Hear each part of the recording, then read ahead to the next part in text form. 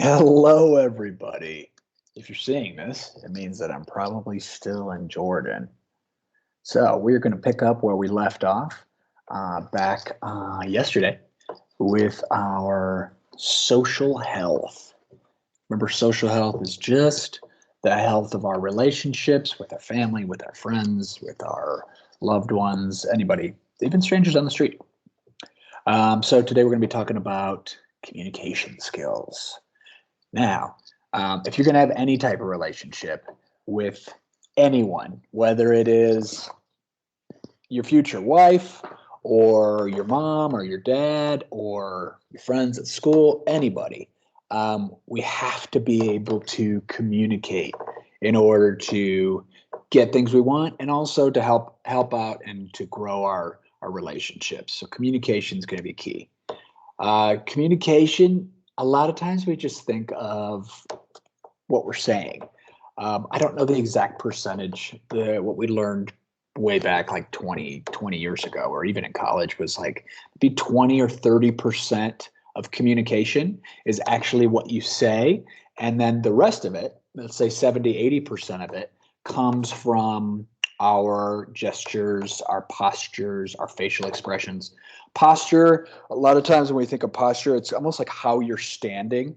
If I'm doing this, it might mean that I'm, defensive or angry. If I'm doing this, I mean, I'm excited. But these are the ways that we can communicate that don't involve actually saying anything. So I can say, "Hey, I love you," and I can smile, or I can say, "Hey, I love you," and it's a different message. Gestures. You guys know, I'm sure you guys have your favorite gestures. I didn't include some of the bad ones. Finger guns. Hey, man, good to see you. This one, surfs up or rock on. This one, ah, I'm losing my mind. This one means something small. Okay, great job, whatever. There's all kinds of different gestures, but all of this stuff is connected when we talk about communication. So types of communication. Oh my goodness, this one's a speaking or written. Those are our verbal. That's what we talk about when we're using our words. Nonverbal, that's the stuff we're talking about up here. Just gestures, posture, facial expressions, stuff like that. So a lot of times when we are communicating, we have to be aware of what we're saying with our body versus what we're saying with our words. Mixed messages. I'll show you a couple here in a little bit, but your words saying one thing, but your body language says another. So if I'm like, I hate your guts, that might mean I actually hate you. But if I'm like, I hate you, that means that I'm just playing around based on my gestures, based on my facial expressions. Mixed messages, these are not literally mixed messages with your body, but communication can be confusing sometimes. So this one's my favorite. You don't matter, give up, or you matter, don't give up.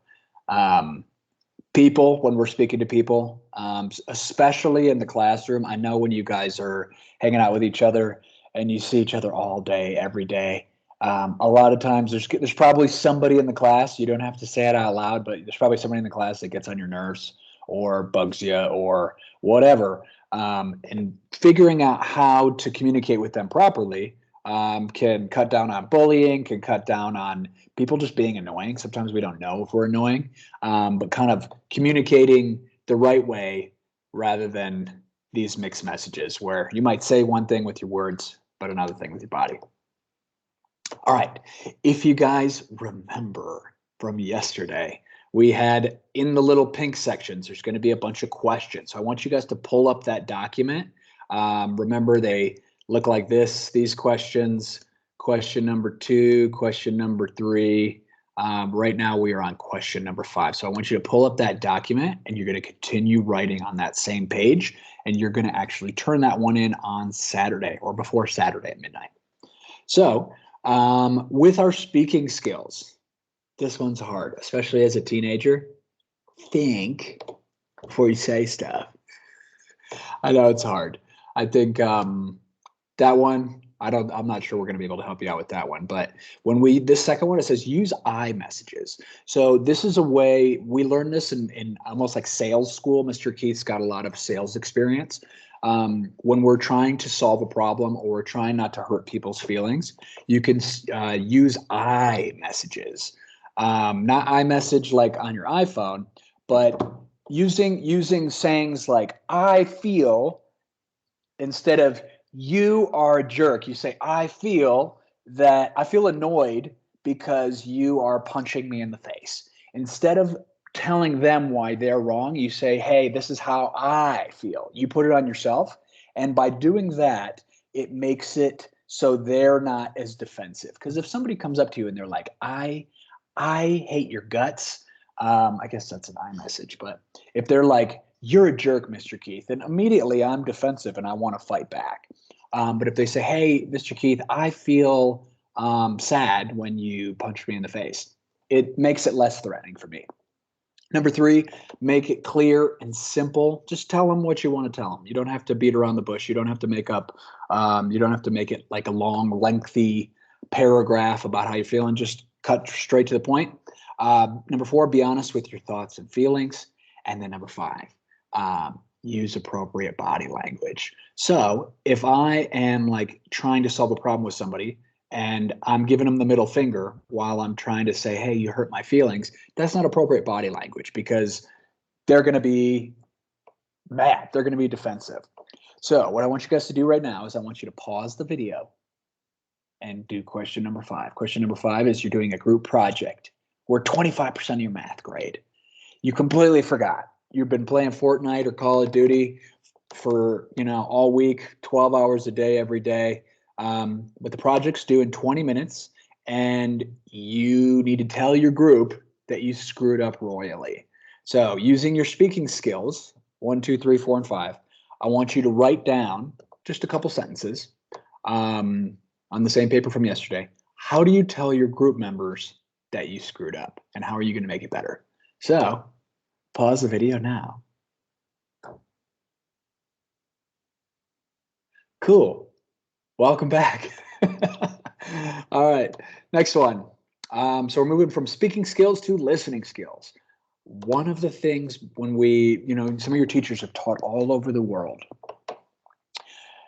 the Chinese students that I just taught are expert listeners. Some of the kids in our classes, some of the guys that we go to school with, they could figure out how to be better listeners. One, we're always talking about pay attention. It's hard to pay attention. The classrooms are loud. The teacher, sometimes you can't understand what the teacher's saying. Paying attention, that's up to you. You got to focus your energy. Try to stick with what the teacher's listening to. Number 2, use your body language. This one's not as important with listening as it is with speaking. But if I'm over here, doing this or doing this while I'm listening, it might be distracting to the speaker, whether it's the teacher or someone giving a speech or even just somebody at the grocery store. Wait your turn. This one is my favorite one. I know we're going to have lots and lots of problems with this when we come back to Kuwait in a couple of weeks, or hopefully in a week. Waiting your turn, raising your hand, saying, hey, can I talk now? Rather than everyone just shouting, walla, teacher! Number 4 is mirror thoughts and feelings. This is another kind of like sales technique. If you're trying to persuade somebody to do something, mirror their thoughts and or feelings. So if I'm sitting in the front of the classroom and I'm saying, hey, guys, I'm really sad my dog just died. You're not going to be like, yes, awesome. It's a beautiful day. Let's party. No, you want to kind of mirror what I'm feeling. You don't have to be sad. You don't have to also be sad that my dog's died or dead, but you got to let me know that you're aware that I'm sad and not being overly happy. Or if I'm happy, Mirror it. Mirror, just like a mirror, when we look in the mirror, we can see ourselves. Mirror just means kind of do the same thing. Number 5. This one's a weird one, but I think it's important. Listening skills. Ask questions. If you really want somebody to know that you're listening, ask them questions. Ask them clarifying questions. If you're not sure what they're talking about, ask them questions. This lets the speaker know that you are listening and that you're trying to understand. All right, next one, number 6, question number 6. You come into Mr. Keith's class. Everyone is screaming and punching each other in the head. Sounds like a normal day at ACA some days. How do you show your teacher and the other students that you're ready to listen or that you're ready to learn?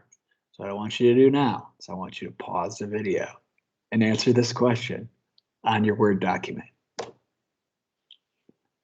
Go ahead, pause it. All right, hopefully paused it. All right, next one, writing skills. This one's a little bit easier. When you're writing like an email or even like a text message, or most people aren't writing like old-fashioned letters anymore, but if you are, that's cool. Address the person that you're speaking to. Hey, Mr. Keith, it's me, Hussein, or hey, it's me, Abdul Wahab. Just say, hey, hello, how are you? Salam alaikum, whatever you want. Number 2, write a clear, simple statement. Again, just kind of get to the point. And number 3, this one's key. Reread your words before sending your messages. I think we've all been, especially with text messages, where we write something really fast. Maybe you're angry or maybe you're sad and you type something really fast and you send it. And once it's sent, a lot of times we can't take it back. So reread the stuff before you send it, just to make sure that it's exactly what you want to say. Question number 7. So go back to your Word document, do some writing today. You have to send your English teacher a message about something that you're confused about. Let's say you're typing it on Neo. I want you to type out a fake message to any of your teachers. It could be like 2 or 3 sentences. Type out a fake message, include their name. Hey, Mr. Manu, or hey, Mr. Muhammad, or whatever. And then type out a fake message and put that in your Word document. You guessed it. Pause the video. Pause it. All right. Assuming you paused it. Hopefully you paused it. Going on. We got a video.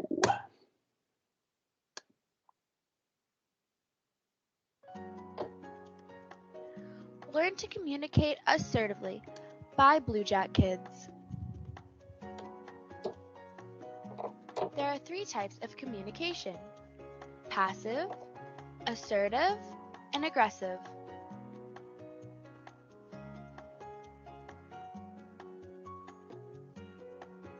Assertive people speak up for themselves in a calm way and express their opinions.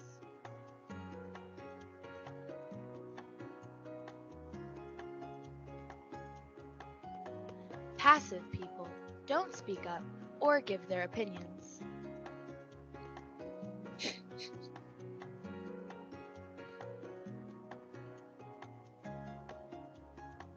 Aggressive people hurt others with their words or actions to get what they want.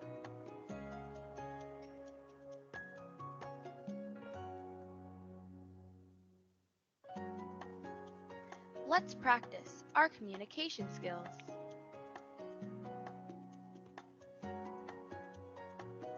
You are waiting in line. Someone cuts you off. The passive person says and doesn't say anything.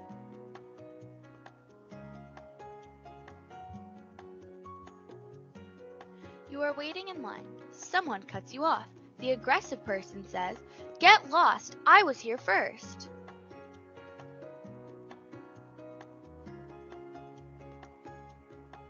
You are waiting in line. Someone cuts you off. The assertive person says, "Excuse me, I was waiting in line."